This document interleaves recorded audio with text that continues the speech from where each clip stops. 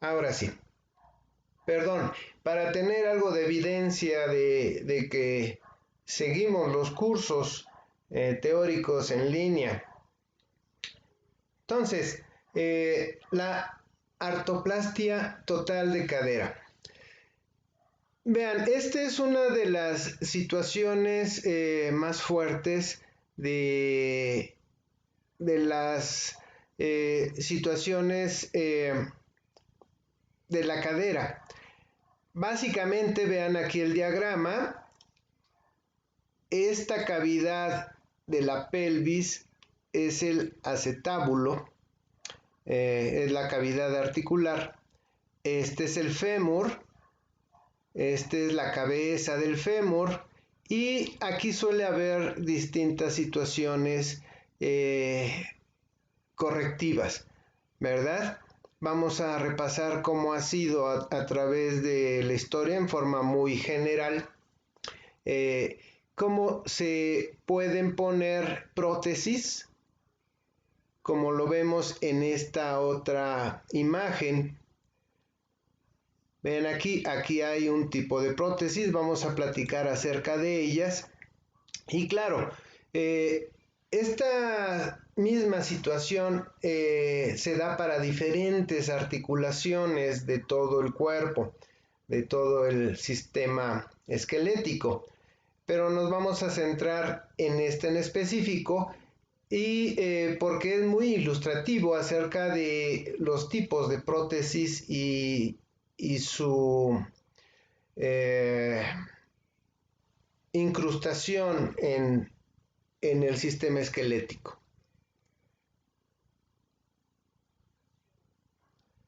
Desde los primeros intentos de sustituir una cadera lesionada por un elemento artificial, han sido muchos los materiales utilizados con mayor o menor éxito. Los resultados de estos primeros intentos de remodelación articular eran impredecibles, siendo el dolor residual y la rigidez articular la primer causa del fracaso. El primer gran avance en la artroplastía de cadera ocurre en 1923 cuando Smith-Petersen introdujo el concepto de artroplastía de molde como una alternativa a los primeros intentos de remodelación articular. Antes, en estos intentos de remodelación ponían otras cosas, tejido animal, trozos musculares, etcétera, lo cual producía grandes infecciones, dolores. En pocas palabras, el método correctivo salía peor que la situación en sí, hasta que llegó el doctor Smith-Petersen y ya puso un concepto revolucionario en estos intentos de remodelación.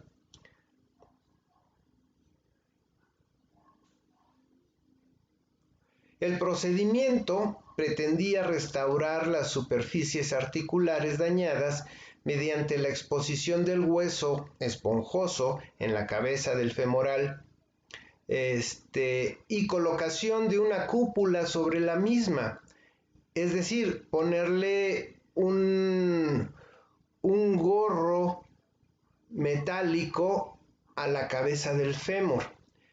Se eligió el cristal como un material para realizar los primeros implantes. Y aunque todas las cúpulas se rompían a los pocos meses, los resultados iniciales parecían esperanzadores a comparación de los procedimientos anteriores.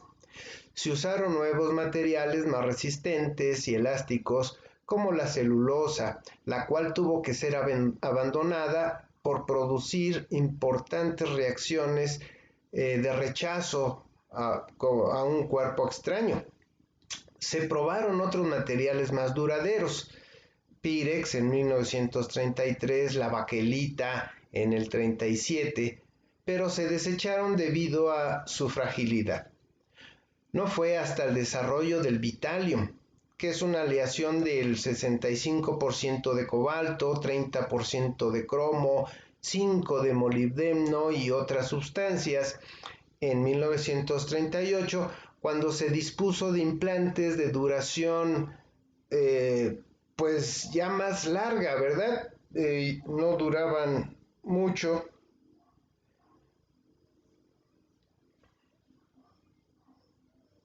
Vean ustedes, esta es la cúpula de Vitalium de Smith-Petersen. Vean, es como un casco que se amoldaba a la cabeza del fémur. Y claro, diferentes tamaños, etcétera. Aquí tenemos la radiografía de una de estas cúpulas de Vitalium.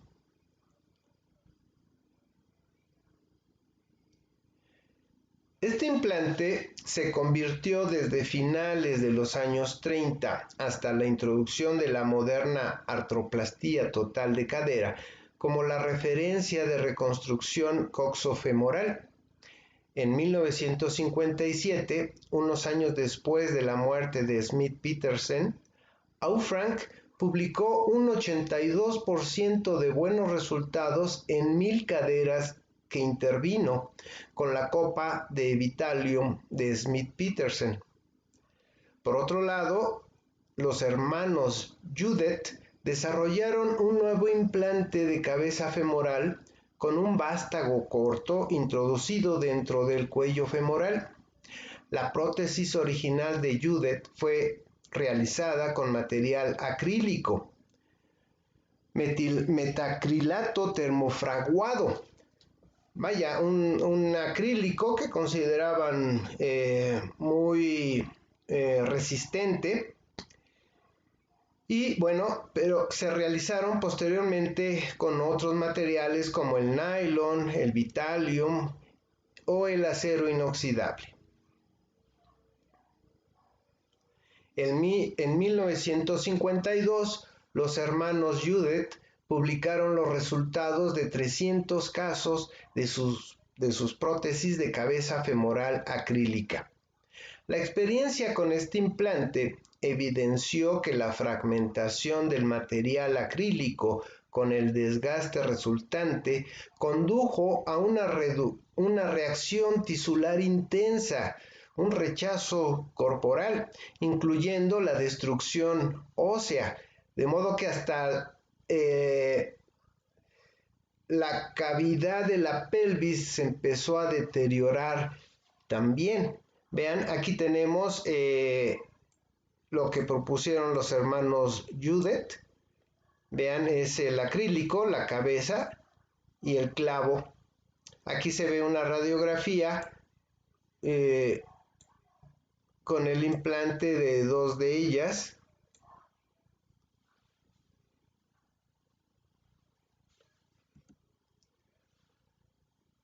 El siguiente adelanto en el desarrollo de la artroplastía de cadera consistió en el diseño de endoprótesis metálicas con vástagos medulares para la fijación esquelética. Los dos modelos más populares fueron desarrollados en Estados Unidos por los doctores Fred Thompson en 1950 y el doctor A.T. Moore en 1952. Aquí tenemos las propuestas de estos dos doctores. Esta es la propuesta de Thompson y esta la de Moore, con sus respectivas radiografías con el implante de cada uno de ellos. Vean ustedes, aquí tenemos que la de Moore tiene ya algunos huecos y este otro, lo cual no tiene el de Thompson, que como vamos a platicar más adelante, la idea de estos huecos, es que pueda crecer hueso a través de ellos y que esto se fije en forma más duradera al hueso. Y claro, vean las longitudes y la curvatura de esto. Los vástagos más largos permitían la transmisión de las fuerzas de soporte de peso a lo largo del eje del fémur, en lugar de generar fuerzas de cizallamiento a nivel del cuello femoral, como ocurría en la prótesis acrílica de los hermanos Judet. Estos nuevos dispositivos endomedulares se basaban en la fijación a presión dentro del canal medular del fémur. La prótesis de Moore presentaba una fenestración en la parte superior del vástago, los huecos que comentamos, para permitir el crecimiento óseo en su interior, aumentando así su fijación ósea. La mayor supervivencia conseguida con estas prótesis de vástago largo favoreció la aparición de otro tipo de complicaciones.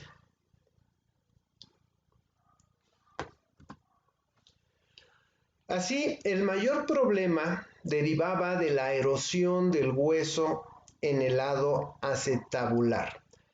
Recuerden, el lado acetabular es la concavidad de la pelvis. Vean aquí en esta radiografía, esta es la pelvis, la cavidad de la pelvis donde se aloja la cabeza del fémur es el lado acetabular.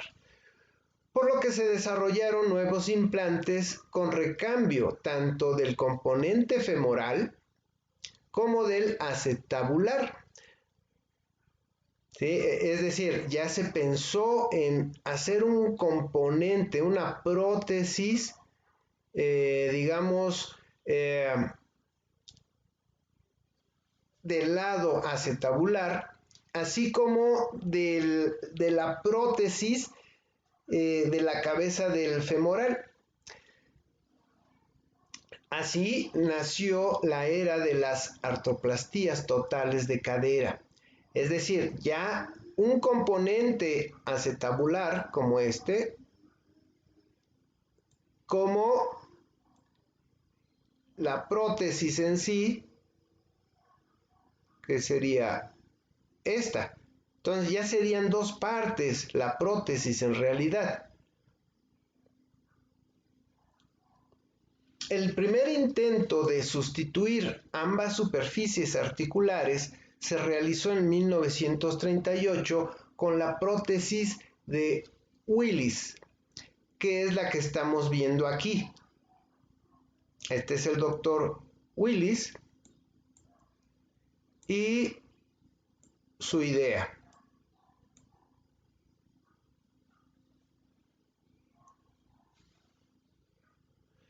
No fue, sin embargo, hasta los años 50 cuando se desarrollaron las endoprótesis totales.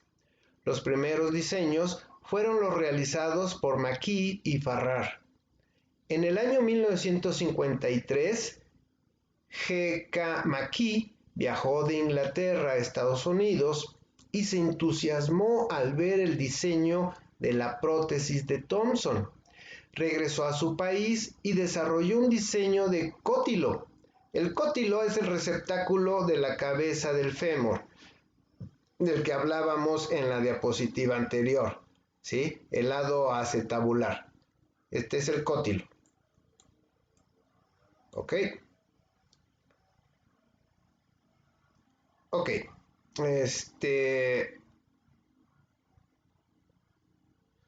Las primeras prótesis de McKee estaban hechas de acero.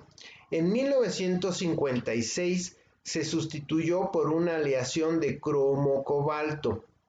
Entre los años de 1956 y 1960, McKee implantó este sistema en 26 pacientes.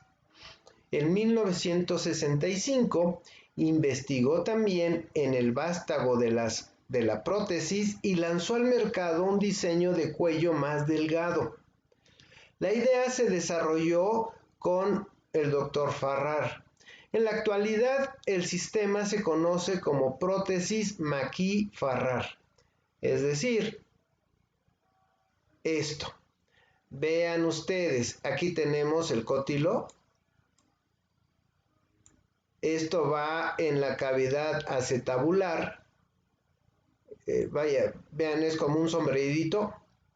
Bueno, este es el cótilo. Vean las protuberancias que tiene con la idea de que se ancle lo mejor posible en el acetábulo de la pelvis, ¿verdad? Y crezca hueso y que quede muy firme. Y la prótesis en sí, como lo habíamos platicado hace rato. Esta es la prótesis de Machie-Farrar. Bien. Paralelamente a las actividades de Machie, a partir de finales de los años 50, se empezó también a trabajar en otros lugares en el desarrollo de endoprótesis totales. En Moscú, el doctor K.M. Sivash implantó en 1959 el primer cótilo sin cementar de una articulación metal-metal. En un principio, el material de las prótesis fue acero, pero más tarde se fabricó en cobalto. La prótesis de Sivash se implantó incluso en el sureste de Estados Unidos. Vean, aquí está la imagen de una prótesis de Sivash. Vean cómo está constituida. Vean, aquí está el cótilo y sus protuberancias. Aquí la idea era el lado acetabular, moldearlo a que el cótilo se incruste en él y posteriormente la cabeza de la prótesis del fémur encajaría con movimiento libre en el cótilo, ¿verdad?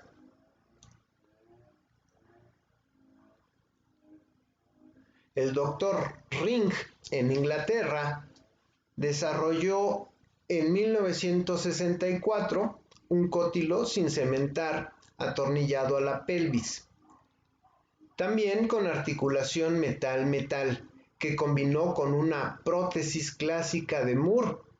¿Recuerdan la prótesis anterior que vimos de Moore? Que tenía cavidades como esta para que crezca hueso a través de estas cavidades y se sujete mejor, ¿verdad? La holgura entre la cabeza de la prótesis, de unos 40 milímetros de diámetro, y el cótilo se mejoró en 1967, lo que condujo a mejores resultados con un índice de supervivencia del 80% en un periodo de implantación de 17 años, porque con estas prótesis hay que darle seguimiento. Se implanta y seguir al paciente a través de los años para ver la respuesta de la prótesis con esto.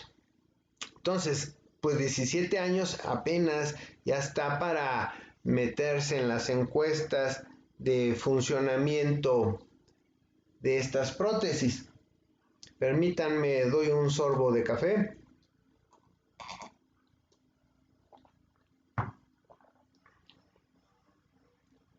Bien. Todas estas prótesis utilizaban el par metal-metal como par de fricción, es decir, el lado acetabular y la cabeza de la prótesis era metal-metal, y que bueno, no siempre no estaba libre de molestias y de dolor en el paciente, ¿sí? En general no dieron un resultado satisfactorio, con una incidencia inaceptable de dolor y aflojamiento temprano. El gran auge de la era moderna en la artroplastía total de cadera tiene lugar en Inglaterra, gracias a los trabajos de Sir John Charnley. Vean, aquí está este personaje, el doctor Charnley, y que bueno, fue un tipazo porque produjo la revolución acerca de estas prótesis, que en la actualidad sigue siendo la misma línea que él trazó.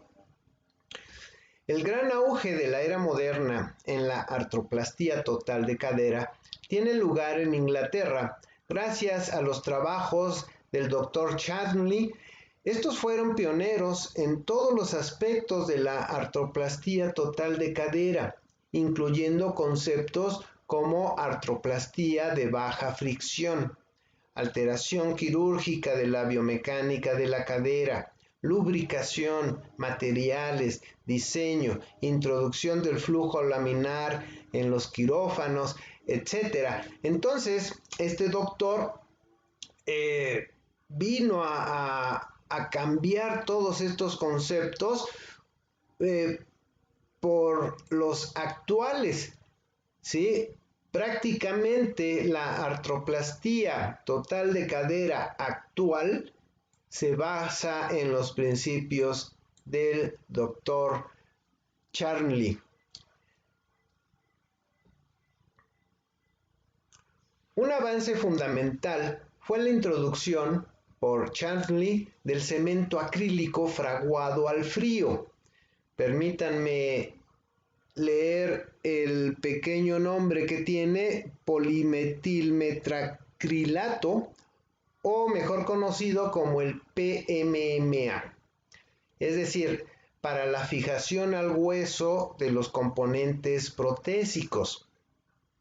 Este sistema de fijación fue adoptado desde entonces por casi todos los cirujanos como método de fijación de los componentes protésicos.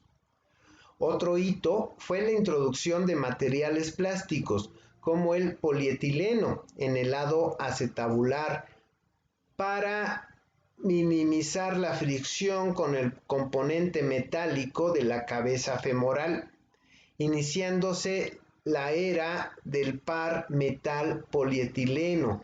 Entonces, en la cavidad de la pelvis que acepta la cabeza del fémur, se puso el cótilo, pero de polietileno. Y él notó, seguramente hizo bastantes estudios, pero que ya la fricción de la cabeza metálica de la prótesis, la fricción con el cótilo de polietileno era tremendamente semejante a la natural. De modo que le dio en el mero centro al problema. Charnley, al comprobar que el coeficiente de fricción de una bola de acero contra el politetrafluoretilo se aproximaba a las articulaciones normales, insertó en 1960 una prótesis de Moore y recubrió el acetábulo con una cáscara fina de teflón, una fina capa de teflón. Más adelante, cementó tanto el vástago femoral como la copa de plástico con cemento, el PMMA, para fijar con seguridad los componentes en el hueso y transferir las fuerzas de un modo más uniforme. Vean, esta prótesis es del tipo de Moore y él la adecuó como lo comentamos. El lado acetabular puso una capa de tipo teflón y comprobó que la fricción era muy semejante a la fricción del hueso normal en las demás articulaciones.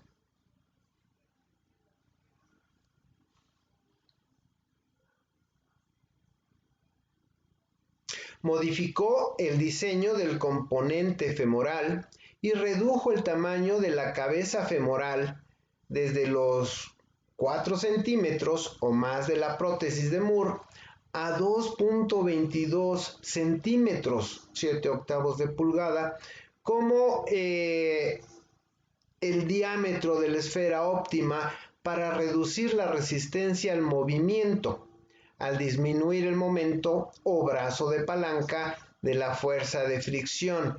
Es decir, la cabeza de la prótesis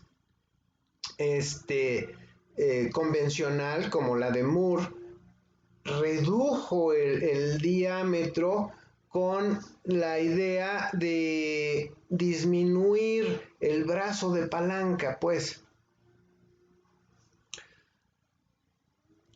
Ok, Charlie comprendió que con la cabeza más grande era menor la presión por unidad de superficie y por lo tanto menor el desgaste, pero consideró más importante disminuir el par de fuerzas de fricción y empleó una pared más gruesa de copa acetabular. Notó la presencia de desgaste en el polietileno, pero no le dio más importancia. Mientras se mantuviera este desgaste en menos de 0.1 milímetro por año.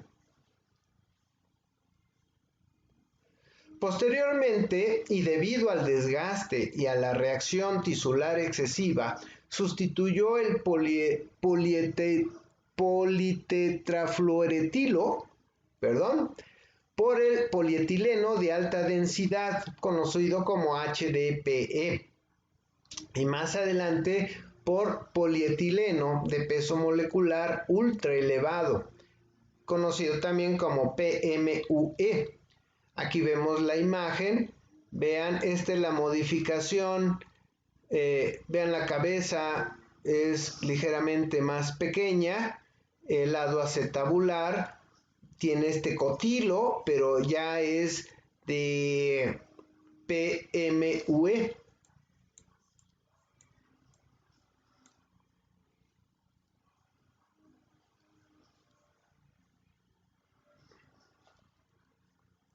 Este nuevo par de fricción aportó mejores resultados clínicos inmediatos que el par metal-metal utilizado hasta entonces.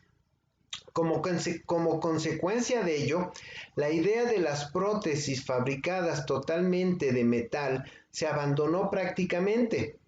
En 1972, el Dr. McKee dejó ya de implantar prótesis metal-metal. Le siguió el Dr. Ring en 1979. La artroplastía total de cadera del Dr. Charlie fue aceptada inicialmente con reservas debido fundamentalmente a las experiencias previas desfavorables con la cabeza femoral acrílica de los hermanos Judet y a la reacción tisular consecutiva al uso del politetrafluoretilo. Los trabajos publicados en los años 70 comunicaron casos en los que no se producía desgaste excesivo de las copas de polietileno y el alivio del dolor y la mejoría de la función articular eran espectaculares. Entonces, como ven, el Dr. Charlie vino a revolucionar la artroplastía total de cadera.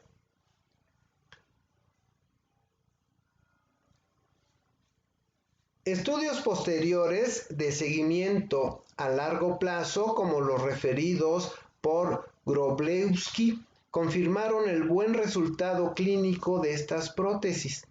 Actualmente, el concepto básico del Dr. Charlie de artroplastía de baja fricción y la utilización del par metal polietileno es el estándar de la artroplastía total de cadera.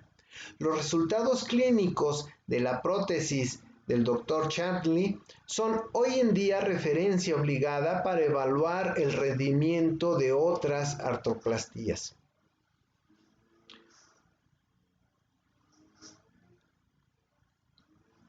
Estado actual de la artroplastía total de cadera.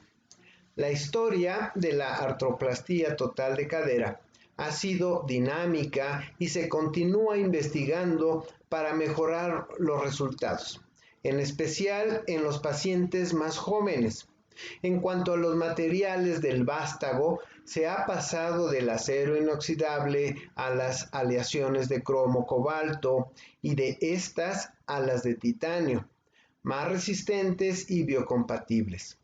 La cabeza femoral ha modificado su tamaño y en lugar del acero se prefiere cromo-cobalto, sin olvidar la utilización de compuestos cerámicos como el dióxido de circonio, templado con alúmina. Este es una de las últimas cerámicas de alto rendimiento que se tienen.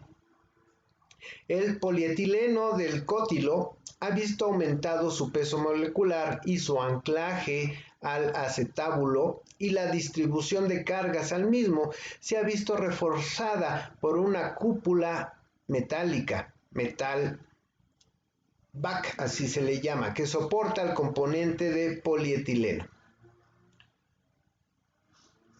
Se trata también de eliminar el uso del cemento o la cementación para la fijación de los componentes protésicos, introduciendo nuevas técnicas de fijación, como son el bloqueo mecánico, el press fit, el recubrimiento poroso del vástago para aumentar su superficie específica en un intento de que el crecimiento óseo fije al vástago.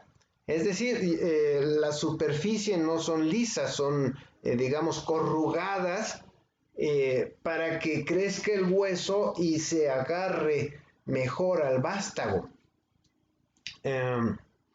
Y el recubrimiento de los componentes con hidroxiapatita para intentar que el tejido óseo se una químicamente a la hidroxiapatita y que sea dicha unión la que produzca la fijación del implante. Probablemente ustedes ya han escuchado de la hidroxiapatita, y para los que no hayan escuchado, la hidroxiapatita en los tejidos mineralizados reviste una gran importancia, ya que se ha demostrado que es un material biocompatible con aplicación biomédica en odontología, ortopedia, cirugía maxilofacial, en lo que estamos hablando, ¿verdad? Es el cristal principal de huesos y dientes, ya que les confiere su dureza característica, y acompañado por la colágena, los huesos presentan determinada elasticidad. En la naturaleza se le encuentra formando parte de rocas metamórficas. En los tejidos vivos, la hidroxiapatita y sus precursores están organizados en diferentes grupos animales como los corales, estrellas de mar, etc. Como biomaterial, se realizan investigaciones para determinar sus formas óptimas de aplicación, ya que la hidroxiapatita de diferentes orígenes da resultados distintos, y como biomaterial constituye un reto en la investigación, ya que no se descarta que por los avances en medicina genómica puede incluso contribuir a reconstruir órganos a partir de células madre. ¿Recuerdan cuando hablábamos de la cardiomioplastía celular, que también ahí puede incidir la hidroxiapatita? Entonces, esta hidroxiapatita se puede y se está utilizando en la artroplastía total de cadera como medio de como si fuera una cementación, pero la idea es de que añadiendo este elemento en las prótesis promueve el crecimiento del hueso como en los agujeros de las prótesis de Moore para que la prótesis se fije mejor, ¿verdad? Al fémur y al cótilo. Finalmente, se han introducido nuevas técnicas para mejorar la cementación. Preparación del cemento mediante centrifugación y vacío para reducir su porosidad del cemento. Inyección a presión en el canal y oclusión del conducto medular para aumentar su llenado y favorecer la presurización del cemento centrado del vástago para garantizar una correcta capa de cemento, etc. Es decir, en la cabeza del fémur se hacen cortes y se hace una inyección intramedular a lo largo del fémur donde va a encajar el vástago de la prótesis, ¿verdad? Con estas características. Conforme los avances técnicos mejoran la duración de los implantes, surgen nuevos problemas. Siempre van a surgir nuevos problemas, pero que sean los mínimos, ¿verdad? En especial los relacionados con el desgaste de las superficies articulares. El desarrollo de nuevos materiales como la cerámica trata de mejorar el par de fricción para disminuir este desgaste. En este sentido, se están desarrollando y mejorando pares de fricción abandonados desde hace años, como el par metal-metal, que bueno, se están revisando con nuevas aleaciones, ¿verdad? Con el objetivo de ser más conservadores a la hora de preservar el máximo stock óseo posible, es decir, no desgastar tanto la superficie ósea, sino que sea lo mínimo posible el desgaste óseo, especialmente en pacientes más jóvenes. Se están desarrollando nuevos implantes como las modernas prótesis de recubrimiento, retomando la antigua idea de la prótesis de recubrimiento de Smith-Petersen, como esta imagen de acá. Sí, estas son de las nuevas ideas y que, bueno, como su implantación es relativamente actual, no tienen seguimientos de 15, 20, 30 años para dar un diagnóstico del éxito de esta prótesis. O también la utilización de minivástagos femorales como estos de acá. Vean aquí, esta es un minivástago y la radiografía con la implantación de uno de ellos. Ante esta enorme gama de posibilidades en el mercado, han ido surgiendo multitud de prótesis de cadera. En general, los diseños y las técnicas quirúrgicas actuales han incrementado la vida media prevista de las prótesis totales de cadera a más de 15 o 20 años. La supervivencia de los primeros diseños se conoce, pero no así de los nuevos implantes para los que el tiempo transcurrido no ha sido suficiente para presentar fracasos o éxitos. Estudios clínicos demuestran que la supervivencia de estos implantes superan el 96% a los 20 años. Los problemas propios del inicio del desarrollo de las prótesis totales de cadera tales como la infección y la rotura de los vástagos, han sido resueltos en su mayor parte. En la actualidad, las principales preocupaciones se han hecho evidentes al aumentar la vida media de las artroplastías totales de cadera.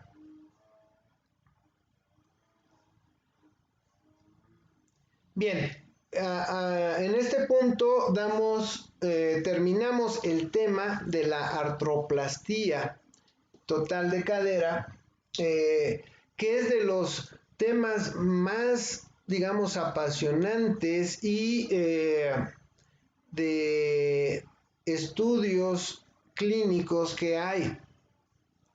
De modo que la idea es de que con este panorama general que dimos, ya ustedes sepan o vean estas prótesis de cadera ya con ojos más críticos.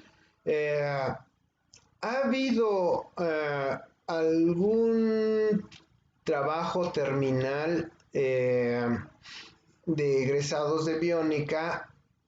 Yo no me acuerdo si uno o dos por ahí que han desarrollado nuevos diseños de prótesis de este tipo. De modo que es un tema, digamos, apasionante y que eventualmente ustedes con sus conocimientos de maquinado, de nuevos metales, nuevas fricciones, como decíamos, de acero con polietileno, etcétera. Quizá algunos de ustedes puedan dar alguna propuesta nueva de diseño, ¿verdad?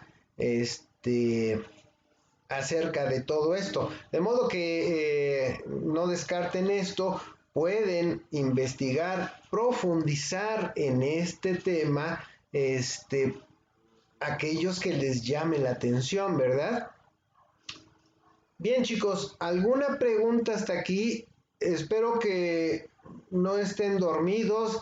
Por favor, denme un pulgar arriba para saber más o menos la audiencia y si siguen despiertos.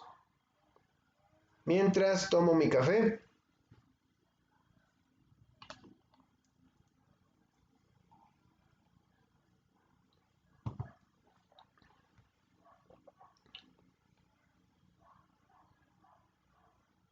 Dos, cuatro, seis, 8, 10, 12, 14. Bien, son como 14, 15 asistentes a esta junta.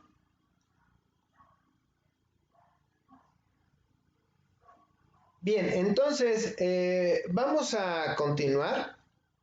En esta parte ya la habíamos empezado la sesión anterior. De modo que en estas primeras diapositivas, que ya las empezamos en la sesión anterior, vamos a irnos más rápido. Y que bueno, estoy viendo la hora, quizás sí nos dé bastante buen tiempo. Bien, acerca de las prótesis en desarticulaciones de rodillas. Vamos a hacer una revisión muy general de las prótesis para desarticulación de rodilla. Este material me basé de la página de la marca Osur de prótesis, de modo que casi todas las imágenes son de esta página web. Las prótesis exoesqueléticas son los elementos mecánicos funcionales y los elementos portadores son los que confieren a la prótesis su aspecto exterior. Tenemos las prótesis endoesqueléticas. El revestimiento externo no posee ninguna rigidez que aporte soporte. De las articulaciones de las rodillas protésicas. Tenemos rodillas monocéntricas, las más simples, los bloques superior e inferior están unidas a un solo eje. También tenemos las rodillas policéntricas. En el plano sagital reproducen el movimiento anatómico de la rodilla humana mediante la combinación de un deslizamiento y una rotación, es decir, ya tiene más grados de libertad que las monocéntricas, ¿verdad? De los pies protésicos. Hay de la marca Osur, otra vez todo, pero las demás empresas que desarrollan prótesis tienen más o menos la misma división. Pies sin articulación del tipo SAC. Estas son las iniciales de Soil, Ankle, Cushion, Heel, es decir, suelo, tobillo, cojín, talón. Tenemos pies dinámicos que permiten restituir una parte de la energía acumulada durante el ataque del talón. Cuando dejamos caer el peso del cuerpo en el talón al dar la zancada, y el desarrollo del paso. Cuando esa pierna abandona el piso, por el mismo movimiento de la zancada, nos regrese la energía almacenada. Tenemos los pies monocéntricos, con movimientos posibles en el plano sagital. Pies policéntricos permiten un grado de pronosupinación, de giro del pie. De los materiales, están constituidos como mínimo por dos materiales distintos separados por una interfase claramente definida. También la transmisión de tensiones. Los diversos constituyentes deben estar mezclados en las 2 o 3 direcciones. De la estructura, tenemos el refuerzo, que es el que confiere la resistencia mecánica. Tenemos la matriz plástica, que une entre ellas las fibras del refuerzo y distribuye los esfuerzos.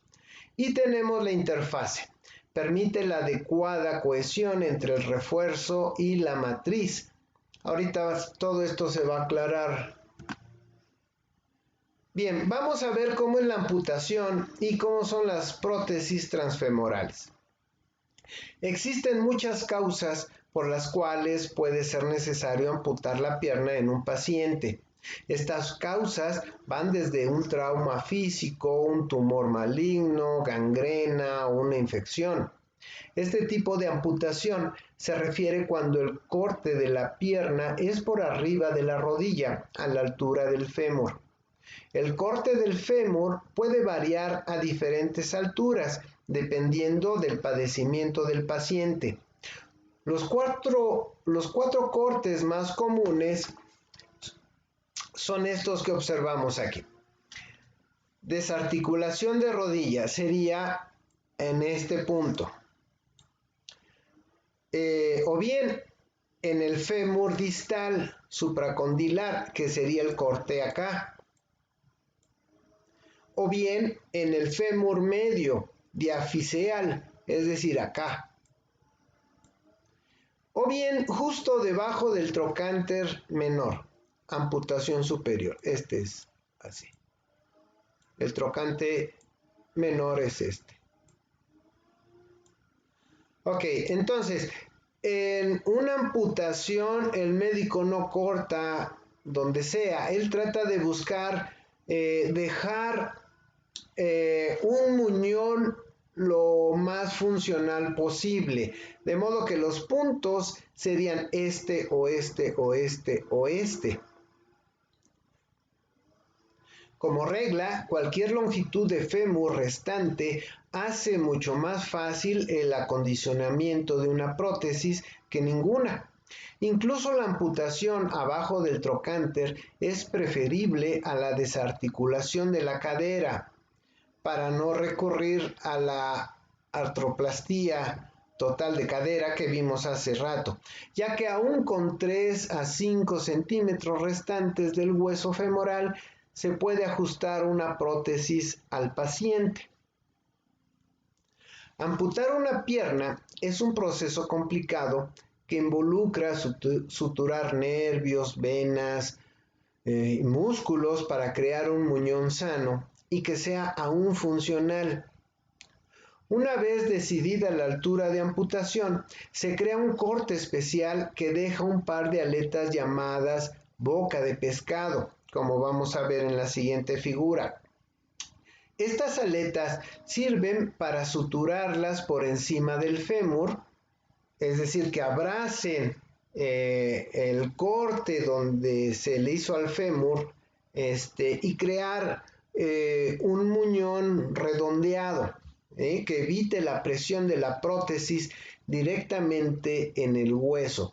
Vean, aquí se ve, por ejemplo, si fuera el corte por acá, aquí si el corte fuera aquí, se ve cómo sería el corte muscular en los demás tejidos para que con este corte, así como ven acá, se puedan cerrar estas dos aletas musculares y formar un muñón de esta forma, ¿verdad?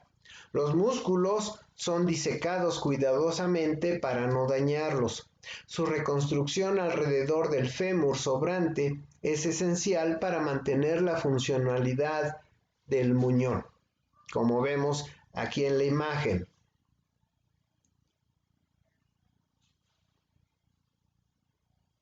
Para este tipo de amputación se necesita una prótesis transfemoral. Actualmente existen diferentes materiales y tecnologías que permiten una variedad de elecciones para todo tipo de pacientes, desde el más sedentario hasta pacientes de alto rendimiento. Las prótesis están compuestas por 5 elementos principales. Es decir, vean, aquí ya se tiene a la persona con una prótesis, la cual debe de estar compuesta con una suspensión, un socket, la rodilla monocéntrica o policéntrica, un pilar y el pie. ¿Ok?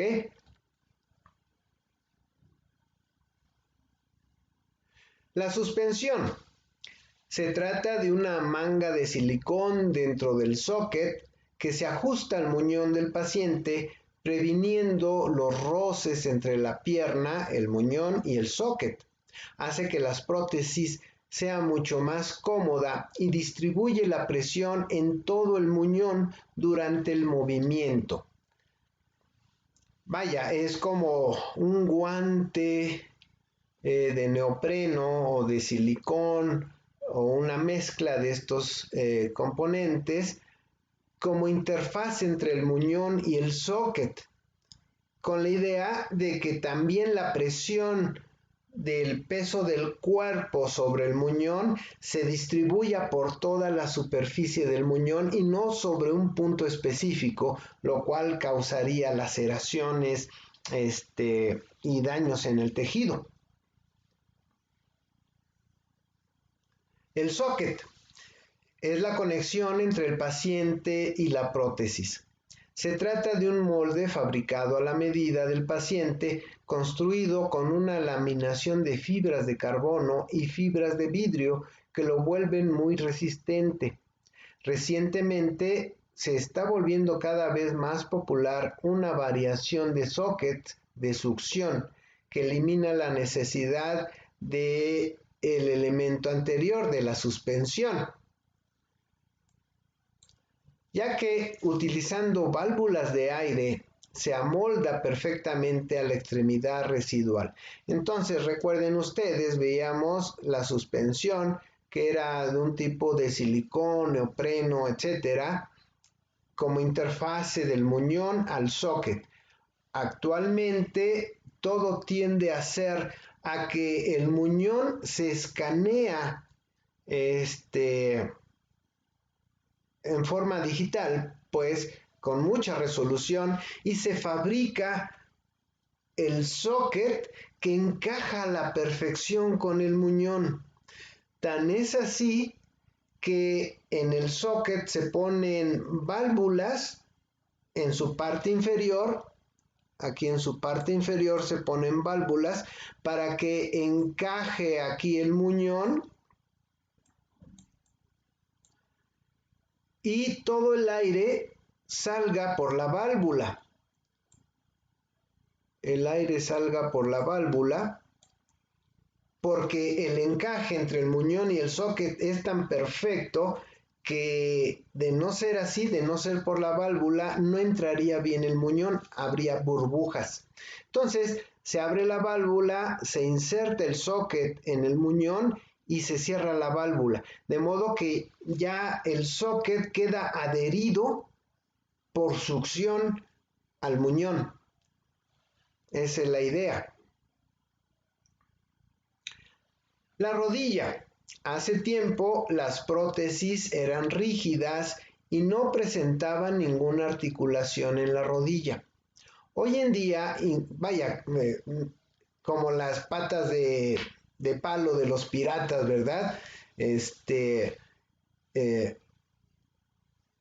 O bien eran rodillas monocéntricas. Hoy en día, incluso las prótesis más básicas tienen algún tipo de articulación en la rodilla. Las más básicas utilizan un sistema que permite doblar la rodilla al caminar, pero que al extender completamente la pierna utilizan un seguro geométrico que se cierra dejando la pierna totalmente rígida. Es decir, al caminar tienen este movimiento, una flexión de rodilla para que se vea más natural el andar. Pero probablemente algunos de ustedes hayan notado que con este tipo de rodillas, la persona cuando se sienta queda su prótesis estirada, de modo que jalan un pequeño seguro, se sientan y tienen la rodilla estirada. Con una mano mueven un segurito y ya la pierna, la rodilla se dobla y ya se ven sentados en forma normal. Digamos, de las rodillas más comunes. Que, claro, hay otras rodillas que ya no necesitan eso.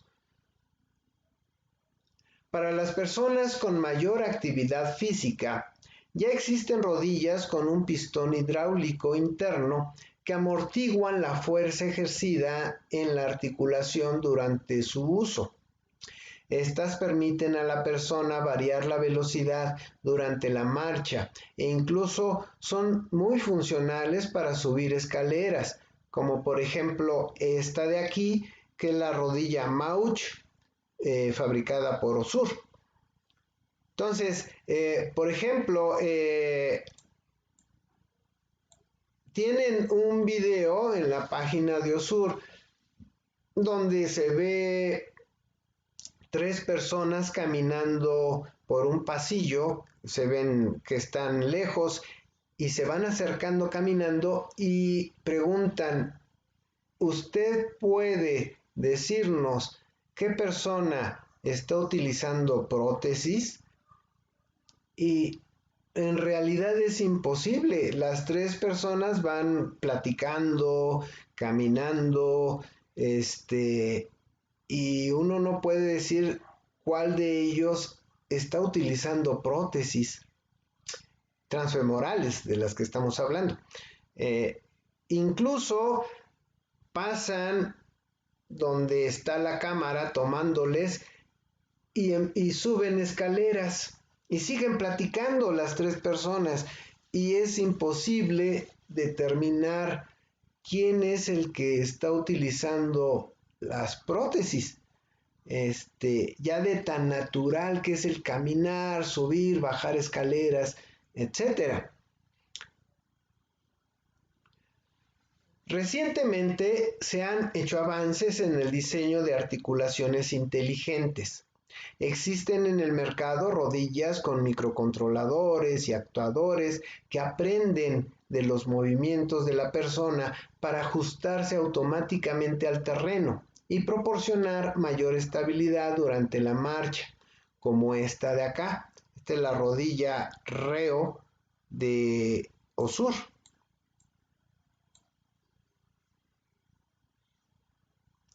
Tenemos otra parte de las prótesis, el pilar. Es simplemente el segmento que une la rodilla con el pie.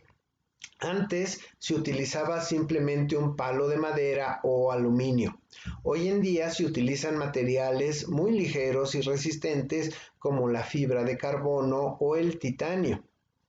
Vean, aquí tenemos un pilar fabricado por Osur. El pie. Al igual que la rodilla, las primeras prótesis no contaban con pies articulados. Hoy en día, el pie se diseña en conjunto con el tobillo. Las prótesis más sencillas utilizan pies construidos de materiales elásticos que simulan las articulaciones, proporcionando movilidad y resistencia. Esto los hace muy ligeros, pero solo están diseñados para personas con baja actividad física. Vean, este es el pie Surflex fabricado por Osur. Y vean su estructura interna.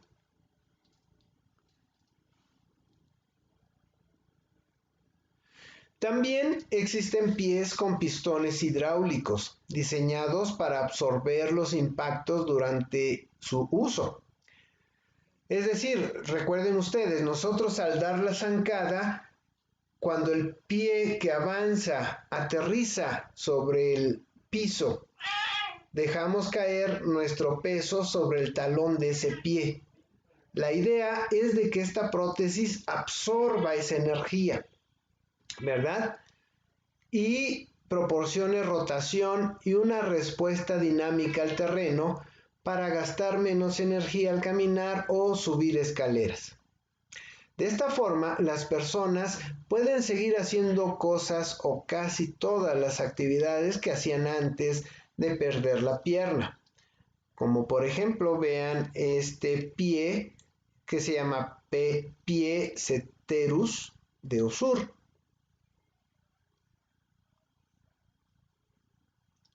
Hoy en día, perder una pierna no implica dejar de hacer todo lo que hacía uno antes. Ahora se diseñan pies con nuevos materiales que proporcionan elasticidad y una gran resistencia para aquellos deportistas que perdieron unas piernas. Vean ustedes estos pies FlexRun, FlexSprint y el Cheetah,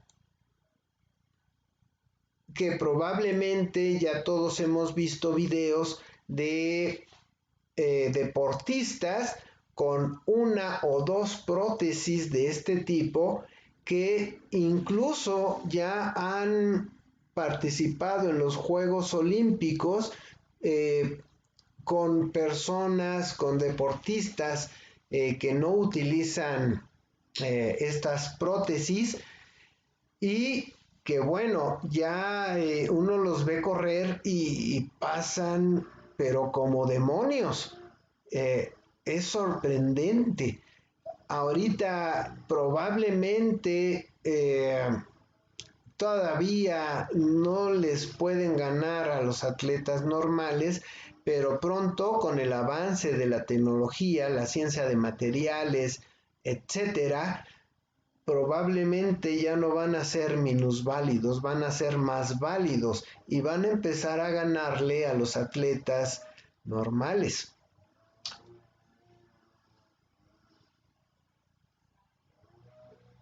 También se están diseñando pies inteligentes que detectan su relación con el suelo para mover el tobillo de manera natural al andar. Esto permite que la persona ahorre energía haciendo actividades normales como sentarse o subir escaleras. Aquí vemos el modelo propio fabricado por Osur.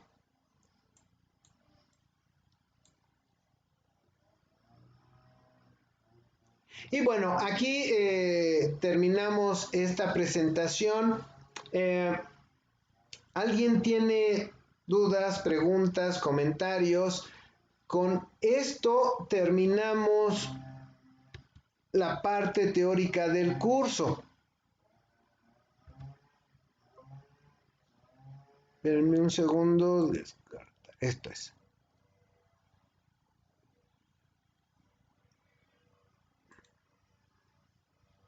Ya esto es órtesis y prótesis. Ya es el último tema del curso. De modo que podemos estar tranquilos. Ya la parte teórica la terminamos. Solamente nos faltará, en cuanto se pueda, regresar a las instalaciones de la UPITA para que en forma algo acelerada trabajar en las prácticas que ustedes ya saben cuáles son.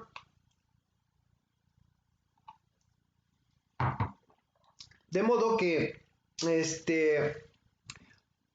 vamos a tratar de no perder el tiempo.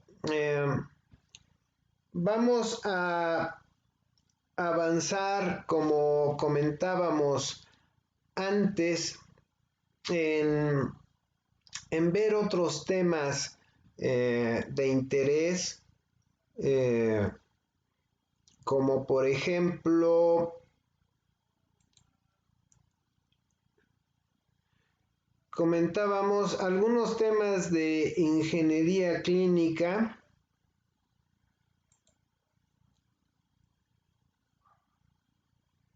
Vamos a ver bombas de infusión, bombas de infusión PCA, esto de los biosensores ISFET, de los biosensores enzimáticos y el glucómetro no lo vamos a ver, ya lo vimos. Vimos la parte teórica aquí en bioinstrumentación. Con los de bioelectrónica, esto ya lo vimos. Vamos a ver bombas de circulación extracorpórea. Y yo creo hasta aquí, quizá algo de asistencia ventricular, pero esto es lo más importante que yo considero. Como vamos a tener más tiempo, vamos a ver algo de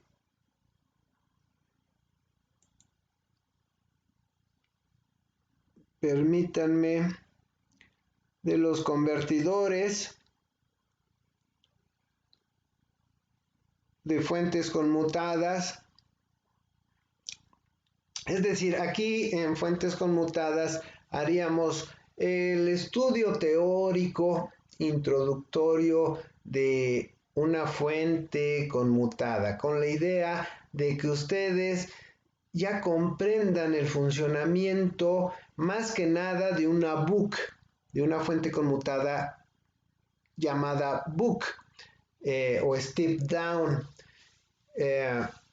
Ya entendiendo la parte teórica del funcionamiento de esto, ya es muy fácil verlo en la naturaleza del funcionamiento de otras configuraciones de fuentes, como la Boost u otras, ¿verdad?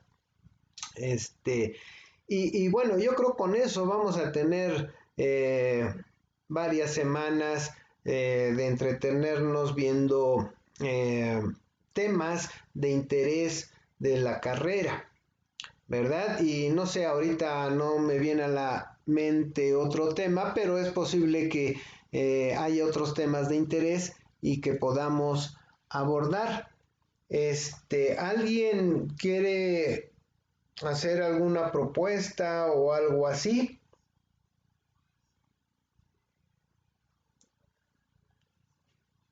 Y claro, aquí me preguntan que si las clases van a seguir en el mismo horario. Sí, sí, sí.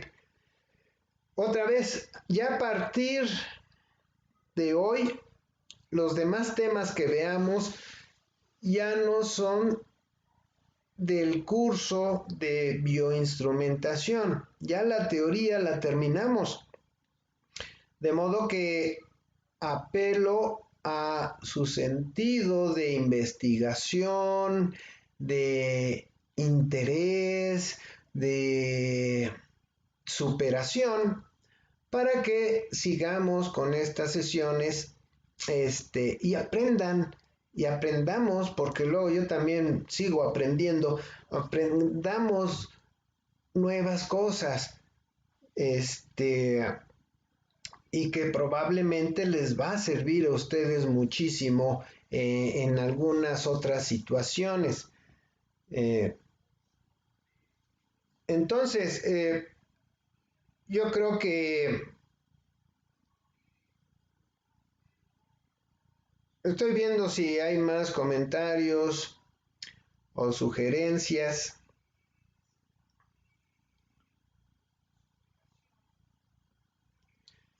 Y claro, del curso, me preguntan del curso de bioelectrónica, que si no, sí, vamos a ver también partes del curso de bioelectrónica.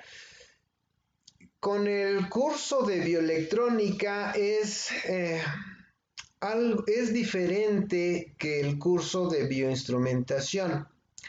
El curso de bioinstrumentación, digamos que es un 70% teórico, un 30% práctico. De modo que ya las prácticas son las que van a tener que terminar regresando a las instalaciones de la OPITA. En bioelectrónica es 90% práctica y 10% teórico. De modo que la parte teórica es mínima en bioelectrónica, pero que bueno, esa parte mínima pues la vamos a repasar en estas mismas sesiones. He invitado ya a sus compañeros de las materias de bioelectrónica de la mañana y de la tarde a que se unan a estas sesiones para pues seguir avanzando en lo que se pueda y no estar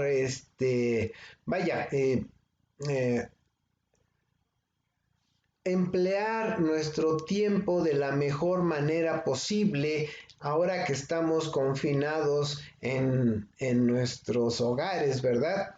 De modo que puede ser que algún tema, algún punto que vimos, que hemos visto o que vayamos a ver les llame mucho la atención a algunos de ustedes, pues profundicen en eso, ¿sí? Hagan de cuenta, hoy vimos artroplastía total de cadera, con las prótesis, el cótilo, etcétera, todo esto. Probablemente a algunos de ustedes les llame mucho la atención, profundicen en eso, métanse a la red, hay páginas enteras con estos temas y miren que van a aprovechar al máximo el tiempo. De repente esto se les antoja como un tema de trabajo terminal que van a proponer, pues de lleno métanse. Vaya, no se sientan atados. No es de que yo les diga qué cosas investigar, qué cosas no investigar. Tienen todo el día, bueno, en el mejor de los casos, algunos tienen todo el día para eso, hay otros casos en que no, pues, muchos que tengamos que salir por alguna chamba o algo así, ¿verdad? Pero, dado el caso que tengan más tiempo, pues no se la pasen viendo tele ni películas. O sea, está bien ver tele, películas, que la serie de Netflix o yo qué sé, ¿sí? Pero inviertan más tiempo en explorar los temas que les llamó la atención. Y pueden ir juntando material para hacer su futura propuesta de TT o simplemente para aprender más de cierto tema, ¿verdad? No esperen a que los profesores se lo tengamos que dar, no se esperen a eso. Ustedes investiguen, profundicen, documenten, etcétera. ¿Ok?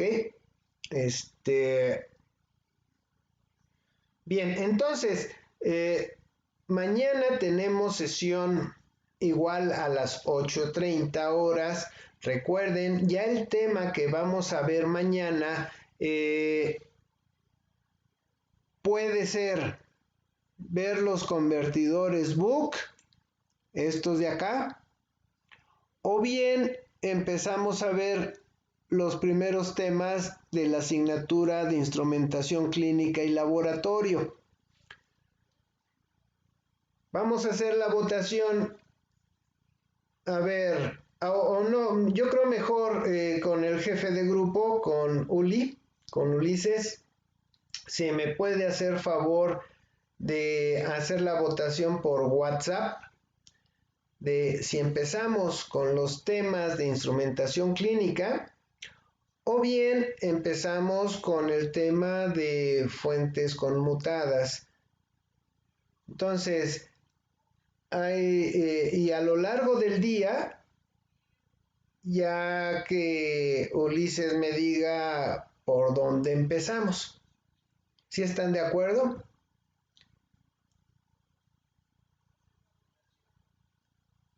Ya van a dar las 10, de modo que vamos a terminar la sesión de hoy. Recuerden, a lo largo del día me van a decir con qué tema continuamos el día de mañana.